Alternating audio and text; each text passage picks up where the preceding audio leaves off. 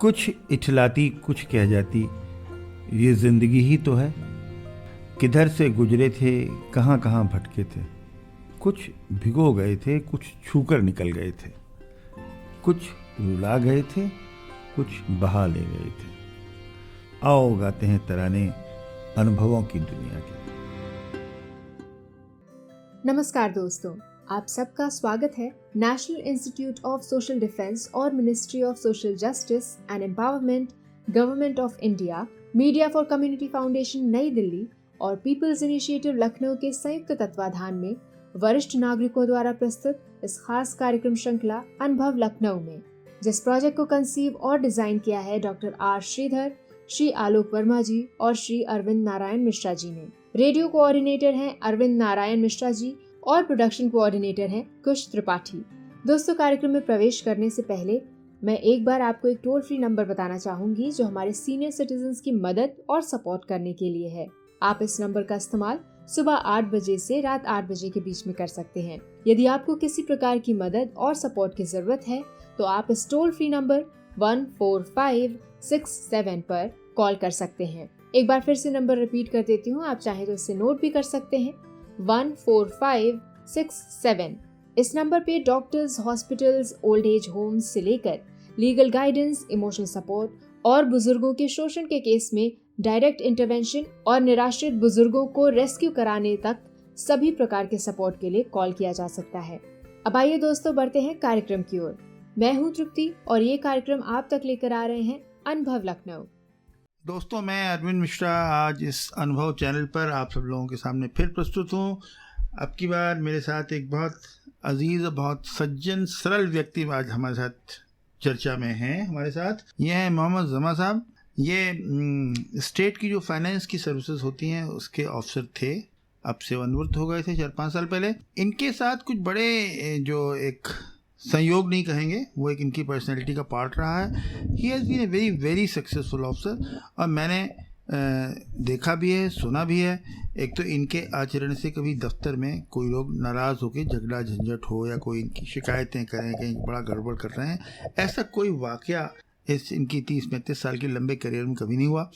दूसरी बात, एक लखनऊ की एक बड़ी इंपॉर्टेंट पोस्ट होती है चीफ ट्रेजरी ऑफिसर। वो करोड़ों रुपए का ट्रांजैक्शन उस ट्रेजरी से, लखनऊ ट्रेजरी से रोज होता है और वहाँ जो भी ऑफिसर आता है उसके ऊपर कुछ न कुछ एलिगेशन, हमारा बिल नहीं पास हुआ, उनका गड़बड़ कर दिया, ये कर दिया, वो कर दिया, होते रहते हैं कोई खास। तो जमा साहब इस ट्रेजरी के 7 साल तक चीफ ट्रेजरी ऑफिसर रहे और फिर जब प्रमोशन हो गया तब भी उनको लोगों का इन्हीं को रखिए, फिर उनको अंत में वहाँ से ट्रांसफ़र हुआ इनका। He has led a very successful public life, which is very rare. आप जैसा कि आजकल का माहौल चल रहा है, वैमनस्य है, चिढ़ मचती है लोगों को, ईर्ष्या द्वेष है, सबके चक्कर में 7 साल तक किसी एक बहुत महत्वपूर्ण पद पर बने रहना बहुत मुश्किल काम होता है। जमा साहब, आपका बहुत बहुत स्वागत है और हम आपसे सबसे पहले अपनी जर्नी जो आपने ज़िंदगी में ली वो करिए, फिर हम आपसे आते हैं पोस्ट रिटायरमेंट एक्टिविटीज़ पर, इसके बाद बात करेंगे जी। सर, मैं एक बहुत गांव से शाहगंज तहसील में 10 किलोमीटर दूर एक हमजापुर गांव था, मैं वहां से पढ़ा लिखा। मैं शाहगंज तक साइकिल से 10 किलोमीटर गया और 11 किलोमीटर के आना, 11 किलोमीटर जाने की जर्नी करके इंटरमीडिएट मैंने वहां से किया। फिर वहां से मैं इलाहाबाद यूनिवर्सिटी में बीएससी मैंने किया, मैथमेटिक्स से एमएससी किया, वहीं से फिर मेरा सिलेक्शन हो गया जी। सिलेक्शन के पहले मेरा सिलेक्शन सर नायब तहसीलदार में हुआ। मैंने 1.5 साल नायब तहसीलदारी चंदौली में करके सीखने का मौका मिला मुझे जी। लकली उस वक्त एसडीएम अरुण सिंघल साहब हुआ करते थे, उन्होंने सिखाने के लिए बड़ी कोशिश की कि पूरा सिखाया, काफ़ी कुछ उन्होंने फ्री हैंड दिया सीखने के लिए जी। फिर मैं ट्रेजरी अफसर हो गया और मैं ट्रेजरी अफसर मैंने ज्वाइन किया। एज ए ट्रेजरी अफसर मेरी पहली पोस्टिंग गोरखपुर हुई जी। वहाँ मैं 2.5-3 साल ट्रेजरी अफसर रहा। फिर वहीं से ट्रेजरी अफसर में रहते हुए टीएन उपाध्याय साहब एक चीफ ट्रेजरी अफसर वहाँ हुआ करते थे, उन्हीं के अंडर में मैं रहा। बहुत कुछ उनसे सीखने को मिला कि किसी से गुस्सा नहीं होना चाहिए जी। गुस्से होने से आप अपना नुकसान करते हैं। लोग सोचते हैं मैंने दूसरे का कर रहा हूँ, लेकिन गुस्से होने से आप अपना नुकसान करते हैं। जमा साहब, ये बात कहना बहुत सरल है, लेकिन ये चीज उन्होंने सिखाई, इम्प्लीमेंट करना बड़ा मुश्किल होता है। ये सिखाई और अगली नए सर हम लोग आए थे तो जो चीजें मिल जाती थी उनसे सीखने को मिला। फिर वहीं के बाद में फिर लकली मेरी किस्मत ठीक मैं फूट गया, वहाँ RN त्रिपाठी साहब मुझे मिल गए जी। रविन्द्रनाथ त्रिपाठी साहब को जानते हैं, बहुत सक्सेसफुल अफसर रहे हैं। उन्होंने भी कुछ टिप्स दिए हमको सीखने सिखाने के, उनके साथ सीखा। फिर मैं वहीं से sir Azamgarh assistant registrar chit fund होके चला गया जी। 5 साल वहाँ रहा। फिर 3 साल में डिप्टी रजिस्ट्रार चिटफंड कानपुर रहा जी। फिर वहाँ से 3 साल में फिर डिप्टी रजिस्ट्रार आगरा रहा। तो 11 साल का ये भी बड़ी झगड़े वाला काम है। झगड़े, बड़ी बवाली, हाँ। खासकर बड़े करप्शन के चार्जेस सब कुछ लगते रहे जी। लेकिन लकली मेरी कोई जांच नहीं हुई, ना मेरा कोई मेरे ऊपर चार्जेस लगे। एक लगे जरूर, बलिया में लगाए एक ने जी। तो वो भी फिर बाद में मिनिस्टर ने उस पे फाइल पे लिख रखा कि नहीं इनके ऊपर गलत चार्जेस लगा जी। पाठक नागेंद्र, मुझे इसलिए याद है कि अकेले आदमी थे जिन्होंने मेरे ऊपर चार्ज लगाए। नागेंद्र पाठक साहब से बलिया में बहरिया के रहते। पूरे कैरियर में जब एक शिकायत होती है आपको याद रहती है। याद रहती। फिर मैं वहीं से सर सीधे फूड में पोस्टिंग हो गई, लखनऊ फूड में रहा जी 2-2.5 साल। फिर वहां से ही मैं नगर निगम लखनऊ का भी मेरे पास 4-5-6 महीने चार्ज रहा जी। थोड़े झगड़े फगड़े भी ठेकेदारों से हुए, लेकिन फिर मैं चीफ ट्रेजरी अफसर लखनऊ आ गया जी। और चीफ ट्रेजरी अफसर रहा एक स्केल में, फिर दूसरी स्केल में प्रमोशन हुआ, उसमें भी लोगों ने नहीं हटाया। फिर मैं तीसरी स्केल में चला गया, स्पेशल सेक्रेटरी स्केल में, वहां भी रहा 2 साल। वहां के बाद फिर गवर्नमेंट चेंज हुई, मुझे 8 साल हो गया था तो चेंज होना ही था। 7 साल बाद मेरा चेंज हुआ। फिर मैं फूड वहां से सीधे अपनी जर्नी KGMC मेरी पोस्टिंग हो गई एज ए फाइनेंस अफसर KGMC KGMU। फिर वहाँ 3 साल रहा, वहीं KGMU से मेरी जर्नी एंड हुई, मैं वहीं से रिटायर हुआ। जुमा साहब ये तो आपकी जीवन यात्रा रही सरकारी, ये बहुत महत्वपूर्ण नहीं, ज़्यादा महत्वपूर्ण बात जो हम पूछ रहे हैं। सबसे पहले ये बताइए कि जो एक बात आपने कही, उपाध्याय जी ने कहा कि साहब किसी पर गुस्सा नहीं होना चाहिए। ये कहना बहुत सरल है, ये तो हमारे जितने भी धर्म ग्रंथ जो भी हैं सब में लिखा हुआ है, क्रोध नहीं करना चाहिए।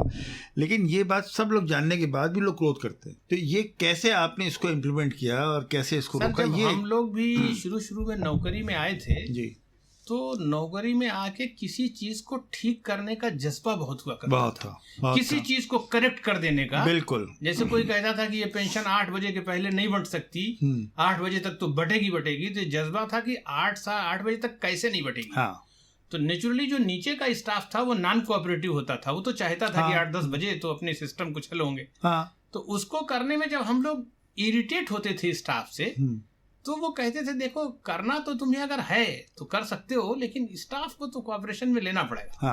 अब आप स्टाफ से इरिटेट होंगे तो अपना नुकसान करेंगे, अपना एम नहीं कर पाएंगे। तो मैं और 2 लोग वहां पे थे और उसको हम लोगों ने कोशिश की, बड़ी रिजिड होके ये कोशिश की कि टेंशन 5 बजे तक बढ़ जानी चाहिए, 5 बजे के बाद नहीं बढ़नी चाहिए। तो उसमें सबसे पहली चीज यही थी कि किसको डेट दी जाए। वहां से 10,000 पेंशनर थे, 10,000 आ जाते थे पहली, दूसरी, तीसरी में, तो मार हो जाती थी। उसके लिए ये किया गया कि इनको बाइफरकेट किया गया, तो हर आदमी पहली दूसरी को चाहता था जी। तो हम लोगों ने कहा देखिए जो बड़े बड़े पेंशनर्स हैं इन लोगों को बाद में करो, जो छोटे गरीब पेंशनर्स इनको पहली करो। इसलिए कि बड़े वालों को समझा लेंगे, इनको नहीं समझा पाएंगे। तो हम लोगों ने उसको 20 तारीख तक, पहली से 20 तारीख तक में बांटा। बहुत कुछ हुआ, डीएम के यहाँ भी लोग गए कि साहब हमको 20 को दे रहे हैं, उनको पहली को दे रहे हैं। हम लोगों ने कन्विंस किया कि सर रोज चोरी हो जाती है, पैसा छिन जाता है, 10 बजे रात में हम जाते हैं, 8-9 बजे जाते हैं, ये सब रात भर यहाँ रहते हैं। कल के अवशाद साहब डीएम थे, लकली वो मान गए हम लोगों की बात। और फिर हम लोगों ने सर 3 महीने के अंदर, हमने और मदन मोहन उपाध्याय बेचारे डेथ हो गई उनकी, सबसे घनिष्ठ मित्र हमारे थे। अभी भी उनका परिवार हमारे साथ उसी तरह जुड़ा हुआ जैसे वो जिंदा थे तब। आपके साथ मुलाकात भी उनसे। तो वो चेंज करके फिर तो हम लोगों ने ये सीखा कि गुस्से होने से दूसरा तो जो होता ही होता है, मेजर नुकसान अपना होता है। उसको धीरे धीरे सर टाइम लगा, 5 साल 10 साल लग गया उसको करने में, तो इरिटेट नहीं होते थे। अच्छा, आजकल तो ये भी बताया जाता है कि क्रोध करने से कोई ऐसा आपके अंदर नेगेटिव हार्मोन पैदा होता है जो हेल्थ भी खराब करता है। अब तो ये भी रिसर्चेस में आ गया है। अब तो सर रिसर्चेस में है कि जो बीपी का जो सबसे बड़ा कारण है क्रोध है, वो आपकी एंजाइटी। अच्छा, क्रोध होगा तो आपको एंजाइटी होगी। तो बीपी बढ़ने का जो सबसे बड़ा कारण है वो अर्ली हमको भी सर हुआ, उसी जो छोटा मोटा क्रोध था उसी में बीपी हुआ।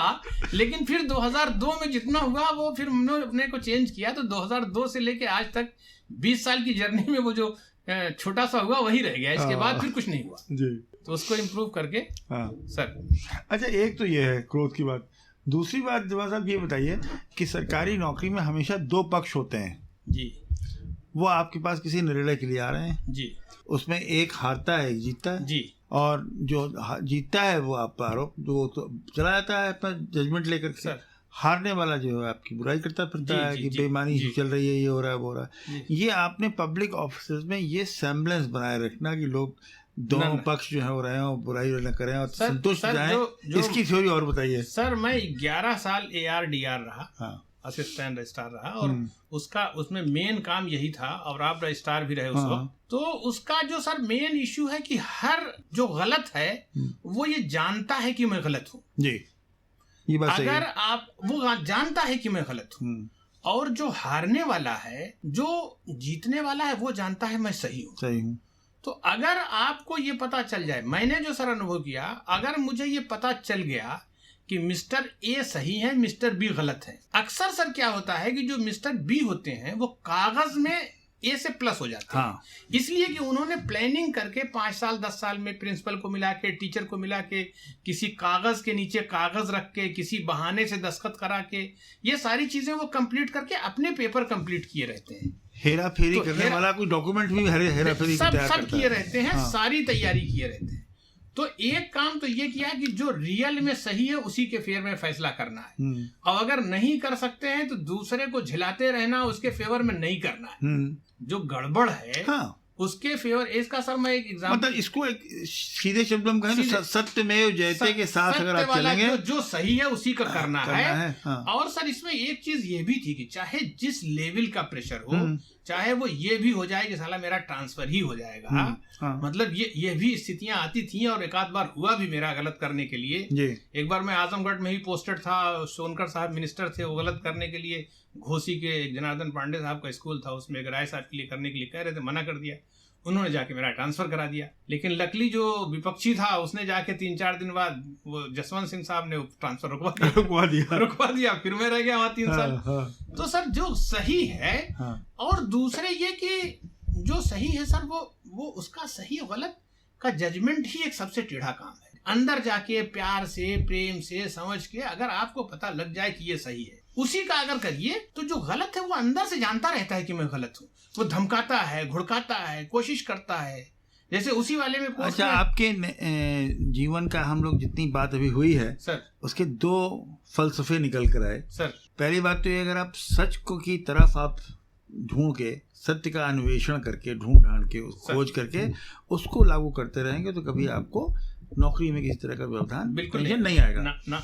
और दूसरी जो आपने बात कही वो है कि अगर क्रोध को थोड़ा नियंत्रित करना सीख जाए अगर आदमी, तो उससे आपको दफ्तर में भी प्रॉब्लम खत्म होगी, आप एक अच्छे बेटर पर्सन बन जाएंगे, लोग आपसे मिलके खुश होंगे। बस एक चीज सर और उसमें है कि कभी भी ऑफिस में अपनी चेयर के बजाय अगर आपको लगे कि वो गलत है या मैं गलत हूँ, या वो इरिटेट हो रहा है, मैं तो बड़ी चेयर बैठा हूँ, अपने को चेयर चेंज करके देख लीजिए, इतनी संतुष्टि मिलेगी उसके इरिटेशन पर। जो आपको फ्रस्ट्रेशन होता है कि मैं तो यहाँ बैठा हूँ, वो आया बोल के चला गया, और जब आप ये सोचें कि मैं वहां होता और 1.5 घंटे वेट किया होता और 1.5 घंटे के बाद अंदर आता और कह दिया जाता कि साहब कल मिलना, तो जो इरिटेशन मुझे होता वही तो इरिटेशन उसको हुआ। ठीक बात। तो वो अगर थोड़ा सा उसका भी आप कोशिश किए रहें, सर ह्यूमन बीइंग है, ऐसा नहीं कि हम इरिटेट नहीं हुए होंगे या हम गुस्से नहीं हुए होंगे, हम भी इरिटेट नहीं, मैंने कहा कि लेकिन कोशिश नियंत्रित सर, नियंत्रित वही करके, तो नियंत्रित करके अगर चल जाए, और स्मूथली, भगवान की कृपा से, ऊपर वाले की मेहरबानी थी, रहम। अब आप आइए इस पर कि ये तो रहा नौकरी करने के पीरियड की बात। अब ये जो रिटायरमेंट आपका हुआ सर, उसके बाद 2-3 बातें संक्षेप में। पहली बात तो आपका अपना रूटीन क्या चलता है, नंबर 1 बात।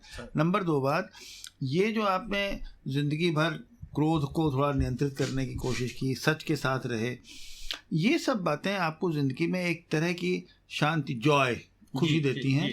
और तीसरी बात उसके बाद कि ये जो बहुत सारे लोग आपको, बुजुर्ग लोग परेशान दिखाई पड़ते हैं, किसी से पटती नहीं है, घर में बैठे हैं, किससे मिलें, क्या करें, इन लोगों को आप क्या मैसेज देंगे? ये 3 बातें हमारी इंटरव्यू की अभी बची हुई हैं। ऐसा है कि रिटायरमेंट के बाद अगर कोई आदमी अपने रिटायरमेंट के, लकीली मेरे साथ भाग्य ठीक था कि मैं रिटायरमेंट के पहले 50 साल की उम्र में चीफ ट्रेजरी अफसर जवाहर भवन पोस्ट हो गया, और जहां मैं 57 साल की उम्र तक वहां रहा। तो हमने रिटायरमेंट के बाद जो लोग देखते हैं, या जो लोग समझते हैं, जो लोग जानते हैं, या जो परेशानियां आती हैं, वो मैंने उस 7 साल में अनुभव किया। ओके, अच्छा, पेंशनर्स आपको, पेंशनर्स जो आया, अब पता चला सारा कि चीफ सेक्रेटरी साहब लेवल का अफसर, पता चला कि वो साहब सीधे कमरे में दिख गया।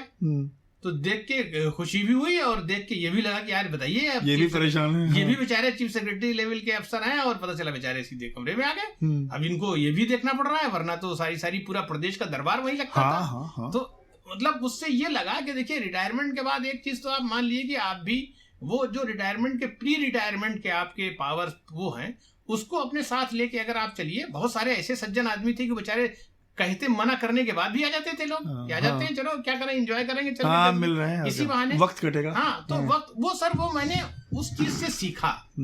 और रिटायरमेंट के दिन भी और सर आज भी रूटीन पहले जो थी, जो नौकरी की एक रूटीन तो सर खत्म हो गई, लेकिन हम रिटायरमेंट के 10 साल पहले से भी एज ए सीनियर सिटीजन सुबह 6 बजे उठना, 6 बजे उठ के साइकिल निकाल लेना अपनी। अच्छा। 6-7 लोगों की टीम है, वो 6-7 से सर्विस में भी है, अब तो खैर ज्यादातर रिटायर हो गए, 1-2 लोग बचे। रिमेनिंग सीधे जनेश्वर मिश्र पार्क जाना, वहाँ 1 घंटे 40 मिनट साइकिल चलाना 10 किलोमीटर, उसके बाद 25-30 मिनट का वॉक करना, फिर वहीं थोड़ा बहुत योगा करना, फिर आके घर में जो कुछ भी मिल जाए छक के नाश्ता करना। वो कोई बहुत रूटीन नहीं कि यही मिलेगा, जो भी बना दिया, पता ही है कि ये खाएंगे ये नहीं खाएंगे। घर में तो फैमिली 30 साल से साथ में है, मिसेज तो जानी जाती है, तो बना दिया, नाश्ता करना, फिर सुकून से रहना।